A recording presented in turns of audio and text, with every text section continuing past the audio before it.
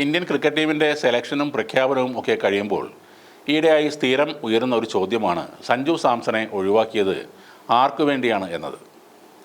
ആദ്യം സഞ്ജുവിനെ തഴയുന്നത് ഋഷഭ് പന്തിന് വേണ്ടിയാണെന്ന് പലർക്കും തോന്നിയിരുന്നു. പന്തിന് പരിക്ക് മൂലം കളിക്കാൻ പറ്റാതെ വരുന്ന അവസരങ്ങളിൽ മാത്രമാണ് സഞ്ജുവിനെ തേടി വിളി വന്നിരുന്നത്.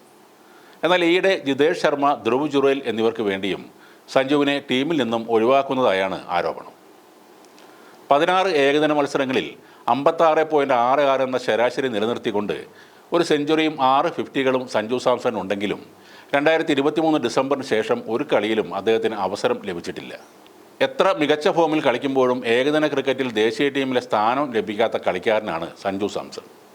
T20 ക്രിക്കറ്റിൽ തുടരെ നേടിയ സെഞ്ചുറിയും സെലക്ടർമാർക്ക് ബോധിച്ചിട്ടില്ല. ഓസ്ട്രേലിയക്കെതിരെ നടക്കാനിരിക്കുന്ന ഏകദിന പരമ്പരയിൽ നിന്നും സഞ്ജുവിനെ ഒഴിവാക്കിയതോടെ സോഷ്യൽ മീഡിയയിൽ ആരാധകരുടെ രോഷം കനക്കുകയാണ്. 21 വയസ്സ് തികയും മുമ്പേ അന്താരാഷ്ട്ര ക്രിക്കറ്റിൽ അരങ്ങേറ്റം കുറിച്ച താരമാണ് സഞ്ജു സാംസൺ. ആ കളിക്കാരനെ ഇപ്പോൾ ജൂനിയർ താരങ്ങൾക്ക് വേണ്ടിയാണ് മാറ്റി നിർത്തുന്നത്. അരങ്ങേറ്റം കുറിച്ച് 11 വർഷങ്ങൾക്ക് ശേഷവും സഞ്ജു സാംസൺ ഇന്ത്യക്ക് വേണ്ടി 65 മത്സരങ്ങൾ മാത്രമാണ് കളിച്ചത്. 2017 അരങ്ങേറ്റം കുറിച്ച ഋഷഭ് പന്ത് എല്ലാ ഫോർമാറ്റുകളിലും പ്രധാന വിക്കറ്റ് കീപ്പറായി മാറിയതോടെയാണ് സഞ്ജുവിന് അവസരങ്ങൾ കുറഞ്ഞു വന്നത്. പന്തിനു വേണ്ടി വർഷങ്ങളോളം മാറ്റി നിർത്തപ്പെട്ട സഞ്ജു ഇപ്പോൾ ധ്രുവ് ജുറേലിന് വേണ്ടിയും മാറി നിൽക്കുകയാണ്. ഏഷ്യ കപ്പിലെ ഇന്ത്യയുടെ കപ്പ് വിജയത്തിൽ നിർണായക പങ്കുവഹിച്ചിട്ടും സഞ്ജുവിന് ഇനിയും ടീമിൽ അവസരം കിട്ടുന്നില്ല. കഴിഞ്ഞ വർഷം ശ്രീലങ്കയിൽ തിരഞ്ഞെടുക്കപ്പെട്ടെങ്കിലും കളിച്ചിരുന്നില്ല. പിന്നീട് ICC ചാമ്പ്യൻസ് ട്രോഫിയിൽ പന്തിനാണ് അവസരം ലഭിച്ചത്. ഇപ്പോൾ പന്തിനെ പരിഗണിക്കാതിരുന്നപ്പോൾ ഓസ്ട്രേലിയ സീരീസിനുള്ള ഇന്ത്യൻ സ്ക്വാഡിൽ സഞ്ജു ഉൾപ്പെടുമെന്ന് പ്രതീക്ഷയുണ്ടായിരുന്നു. എന്നാൽ ധ്രുവ് ജുറേലാണ് സഞ്ജുവിന് പകരമായി ടീമിലെത്തിയത്. KL രാഹുലായിരിക്കും ടീമിൻ്റെ വിക്കറ്റ് കീപ്പർ എന്നാണ് selection committee chairman Ajit Agarkar പറയുന്നത്. KL രാഹുൽ മിഡിൽ ഓർഡറിൽ സാധാരണയായി നമ്പർ 5-ൽ ബാറ്റ് ചെയ്യുന്നു. അതിനാൽ സമാനതയുള്ള റീപ്ലേസ്മെൻ്റാണ് വേണ്ടത്. സെലക്ടർമാർ സഞ്ജുവിനെ ടോപ്പ് ഓർഡർ ബാറ്ററായാണ് കാണുന്നത്. അതുകൊണ്ടാണ് ജുറേലിനെ പരിഗണിച്ചതെന്നാണ് അഗാർക്കറുടെ ഒരു മുടന്തൻ ന്യായം. എന്നാൽ 14 ഇന്നിങ്സുകളിൽ സഞ്ജു 10 തവണ ബാറ്റ് ചെയ്തതും നമ്പർ 5-ലും 6-ലും തന്നെയാണ്.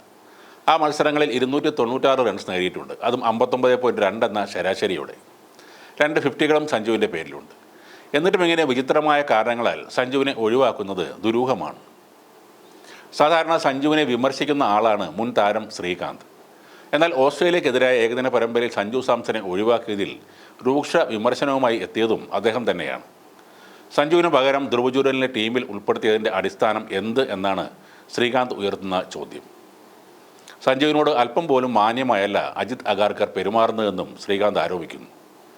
അഗാർക്കർക്ക് അവഗണിക്കാനുള്ളവരുടെ പട്ടികയിൽ സഞ്ജു എപ്പോഴും ഒന്നാമനാണെന്നും മികച്ച പ്രകടനമുണ്ടായിട്ടും താരത്തെ പുറത്തിരുത്തുന്നതും അതിലും കുറഞ്ഞ കണക്കുള്ളവർ ടീമിലെത്തുന്നതും എങ്ങനെയാണെന്നും ശ്രീകാന്ത് ചോദിക്കുന്നു. സഞ്ജു ടീമിൽ ഉണ്ടാവേണ്ട ആൾ തന്നെയാണ്.